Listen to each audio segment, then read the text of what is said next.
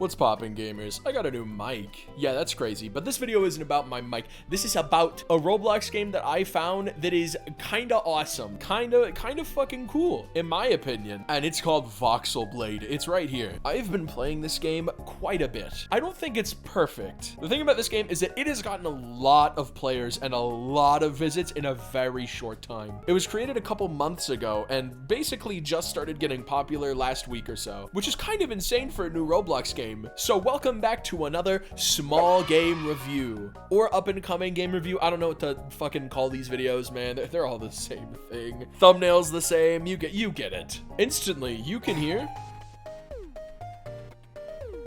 the music is pretty good. That's pretty good music for a Roblox game. I'm assuming it's original music. I don't know where they'd fucking take it from. But if it's not original music, I guess I'm about to get copyright struck and this video is gonna be down forever. You're greeted with 3 slots on the main screen. I've already used 2 of them and look ugly as hell in both. So I'm gonna make a new one and try to not look as ugly. Your little default avatar starts off like this. You get to spin them around, which is very, very difficult and hard to do when you're customizing. But you get a choice between some hairs. I'll just like randomize some hair colors. I'll randomize that. Some eyes. I'll randomize that. Interesting eye choice. And some mouths, etc. And you can choose your race. You can be human. You can be half orc. You can be elf. You can be dark elf, and the rest you have to pay like a jillion Robux for, which is fine because you need to make Robux somehow from your games, and every game has game passes, and I think races are an alright way to do game passes, so that doesn't bother me. For the sake of this video, I'll be half orc, sure. Half orc, I've read, is the greatest race in this game during my hours of research that I've definitely done, and I'm not just making this up and talking about it right now. You get a weird little cutscene at the beginning with like text flying around, and you gotta catch it and read it like fireflies. Spawn inside of an inn and you talk to the innkeeper and he's I don't know, you talk to him about your dream. I can't see anything, man. This microphone is in front of my face. And you get a funny little sword.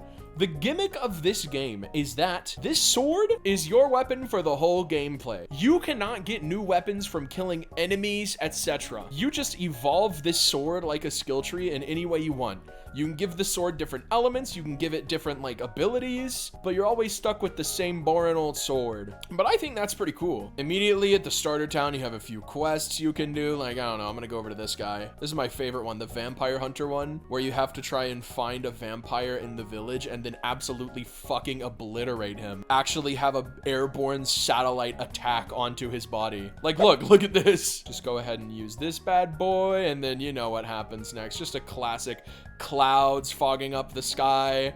Everything goes to hell. This is necessary for doing this. This is something you have to do in the game, and it's my favorite part of the whole game. Absolutely fucking obliterating a poor-ass peasant on the side of the street. Much like I do in real life. I just punch the shit out of anybody I see. I obliterate people. I obliterate. Did another quest like killing bunnies. This is morally gray, I'd say. But hey, I've never been one to shy away from murdering bunnies. You get a cool special attack too. You can press Q and blah blah blah, whatever. Your special attack changes throughout the game. This is the basic one. It's pretty good, actually. Special attacks in this game aren't like the best ever, to be honest. This one is very good for special attacks, especially considering some of the ones you get later are literally worse than this. So hey, sword lunge, not so bad. From these monsters you can get rare drops like armor, etc., and then you can upgrade that armor or keep it the same. Armor gives different stat buffs, etc. But here is my first main gripe with the game, and it's a fucking big one. You see my health? You see how I've taken damage? Guess how you heal in this game? You may be saying, oh, you probably passively heal over time. No. Well, then you may be thinking, oh, well, maybe you just need to rest to heal. No. There is no way to heal unless you A, waste your fucking time making health potions, which are mad expensive, or B, go to the inn in this town and pay them to heal you. You gotta cough up cash and you're broke. You're sleeping at an inn. You can't afford a home. You can't afford health bills. So hey, at least this game is realistic to real life because that shit's expensive in real life too. But I don't want to play Roblox to simulate real life. I'm playing a game where everything looks like a Family Guy trying to represent the pixel art style. This shit. That is what this video game looks like to me. Now, my second big gripe with the game. Yeah, it's one after another. Sucker punch after sucker punch. Sorry to the developers if you're watching this video. I gotta be honest. Transport is a drag. You have to run everywhere, and you have to run everywhere. What I mean by that is that the only option of transportation is running, and it is required that you go to different places. So you don't have a choice but to run. There's no way to avoid it. Games like Pilgrim that I've played solved this issue by having a quick travel in towns.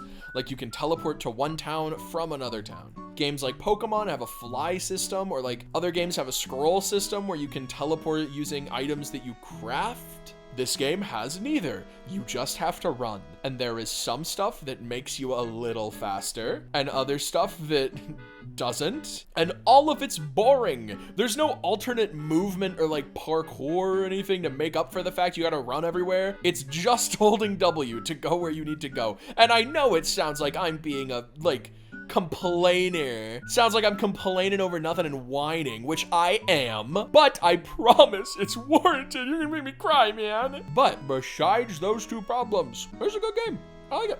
Pretty good. I always rate these games out of 10. Let me play a little bit, show you more of the gameplay before I rate it though. Oh yeah, there's also things you can do like go to shops using your V-Bucks. Look in the bottom right corner. The currency in this game is literally V-Bucks. And you upgrade your sword with SP, which is gotten from leveling up. And that's another problem I have with this game, actually. If you fuck up and you upgrade your sword in a way you're not interested in the future, like in my save, I upgraded into water magic, and now I want to switch. You can't! There's no option! There's no reset skill points. You're just stuck. You're stuck with whatever fucked up choice you made. And if you're like me, who's invested in multiple things, I invested in earth and water, I'm pretty much fucked. There's some stuff I'll never be able to invest in because of the skill point gap that I wasted on those things, and I could never reset them. I just have to reset the game. Tell me if I'm wrong. I feel like I have to be wrong because I feel like games should always have that system. But I looked for it so hard and I just can't find it. All right, well, enough of the negative stuff. Another positive part of the game, right, is the sound design is sick. Listen to this, listen to this. I like the pixely sort of art style thing. I didn't like it too much at first, but it did grow on me. It kind of reminds me of Trove, if any of you old geezers ever played that. But yeah, gameplay loop is fun. Me and my pal Macho played this game for so long, an ungodly amount of time. We got a bunch of Easter eggs that you get by killing Easter bunnies, which I feel like is not within the spirit of Easter. You know, killing the Easter bunny isn't exactly what I think of when I think Easter. But you kill them, rob them of your eggs, and then you can brag to this NPC about how many eggs you have. I don't know if you get a reward when you get them all. I don't know how most things in this game work. Oh wait, check it out. Rare mob. Some mobs in the game spawn when they're rare, like that. They give drops more often, and they give legendary drops.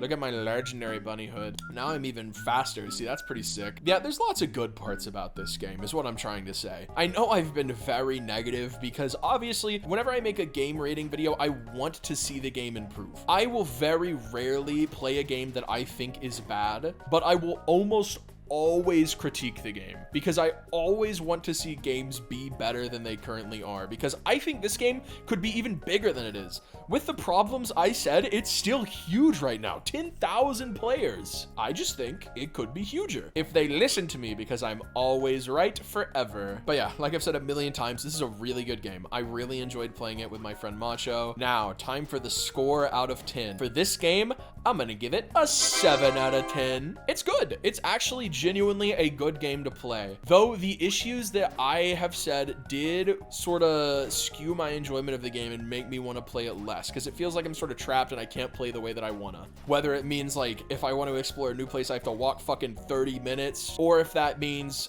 I can't reset my abilities and try new stuff. The game doesn't feel very flexible. Like once you're in one path, you're kind of set there. But the groundwork is so good here, and my issues with the game are very easily fixable, if they even want to fix it. I understand if they don't think that my gripes with the game are things that are worthy of adding. I understand that. Though I'm just saying, from a player's standpoint, I would love to see that in the future.